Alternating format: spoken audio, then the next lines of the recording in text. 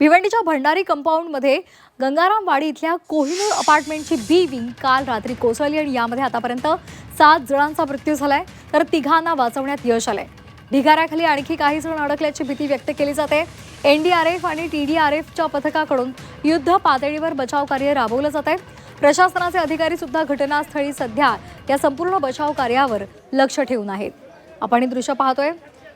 काल रात्री ही इमारत कोसळली। ही इमारत अति धोकादायक होती आणि त्यामुळे ती पूर्णतः खाली करण्यात आली होती, रिकामी करण्यात आली होती। मात्र तरी सुद्धा त्यामध्ये काही मजूर होते जे या इमारतीच्या दुरुस्तीचं काम करत होते आणि याच मजुरांचा या दुर्घटनेमध्ये मृत्यू झाल्याची माहिती समोर आली आहे। वहां से गिरने लग गया वो। तो वहां से गिरते गिरते हमारे गली तक हम लोग दरवाजे पे खड़े थे, मैं और मम्मी। गली में कोई नहीं था, सिर्फ और सिर्फ मैं और मेरी मम्मी और मेरे पापा थे। हम 3 ही जान थे। फिर वो धीरे धीरे पार्किंग से हमारी गली तक आने लग गया। वो गिर के वो पूरा पार्किंग वो ऊपर से नीचे तक पूरा पार्किंग का गिर चुका। फिर वहां से पानी पीनी मट्टी विट्टी सब आने लग गया। फिर हम लोग धीरे धीरे करके बाहर निकलने लग गए थे। मेरी मम्मी और मेरे पापा बाहर निकले और मैं उसमें फंस चुकी थी, मैं उसमें पूरी दब चुकी थी। फिर भी मैंने कोशिश किया। वहाँ की पूरी पानी, वहाँ की पूरी मट्टी मुझको पूरे दबा चुकी थी। मैं वहाँ पे खो चुकी थी एक तरह से।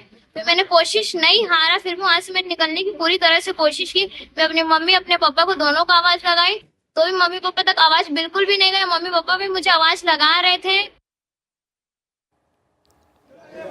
आणि या संदर्भात अधिक माहितीसाठी आपण थेट जाणार आहोत आमचे प्रतिनिधी स्वप्नील जाधव यांच्याकडे। स्वप्नील, गेल्या अनेक तासांपासून हे बचाव कार्य सुरू आहे, अद्यापही बचाव कार्य सुरू आहे। कशा पद्धतीने हे कार्य केलं जात आहे, काय या संदर्भातली अधिकची माहिती आहे?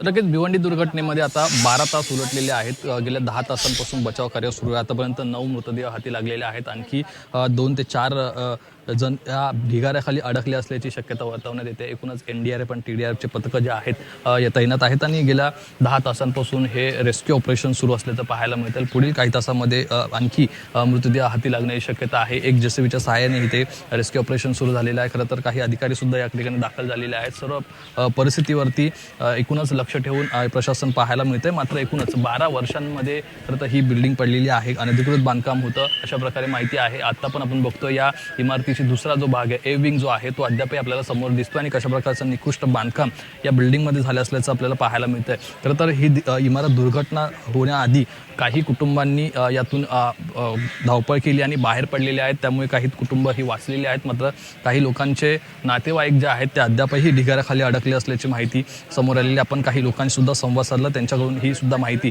देण्यात आलेल्या पाहायला मिळते। मात्र सध्या या ठिकाणी एनडीआरएफ टीडीआरएफ हे संयुक्त काम करताना पाहायला मिळते, संयुक्त रेस्क्यू ऑपरेशन करताना पाहायला मिळतं। 9 जे मृतदेह ताब्यात घेण्यात आलेले आहेत, जे 9 मृतदेह काढण्यात आलेले आहेत त्या जवळच्या शासकीय रुग्णालयामध्ये त्यांना दाखल करण्यात आलेले आहे। त्यांच्यावरती शवविच्छेदन प्रक्रिया तसेच त्यांच्या मृतांची जी ओळख पटवण्याचं काम जे आहे ते पोलिसांकडून आणि डॉक्टर्सच्या पथकांकडून सुरू करण्यात आलेलं आहे। काही अधिकारी वर्गांकडून सुद्धा आता या घटनेची चौकशी सुरू करण्यात आलेली आहे। मात्र दोषींवरती नक्की काय कारवाई करण्यात येणार हे पाहणं महत्त्वाचं आहे। आणि अनधिकृत बांधकाम हे भिवंडीच्या अनेक भागांमध्ये पसरलेले आहेत। अनेक ठिकाणी आपण बघतो मोठ्या प्रमाणात या अनधिकृत बांधकामाबद्दल नेहमी प्रश्न उपस्थित केला जातो आणि या पावसाळ्याच्या दरम्यान अनधिकृत बांधकाम असतील किंवा क्षतिग्रस्त बिल्डिंग्स असतात त्या अशा प्रकारे ढासळत असतात आणि अशा अपघात घडत असतात। त्यामुळे खरं तर मृतांना काय मदत केली जाणार याकडे सर्वांचं लक्ष लागलेलं आहे। आणि एकूणच सध्या जे ऑपरेशन आपल्याला मागे पाहतोय आपण रेस्क्यू ऑपरेशन सुरू आहे ते पुढील काही तास हे रेस्क्यू ऑपरेशन सुरू राहील असं सांगण्यात आलेलं आहे। त्यामुळे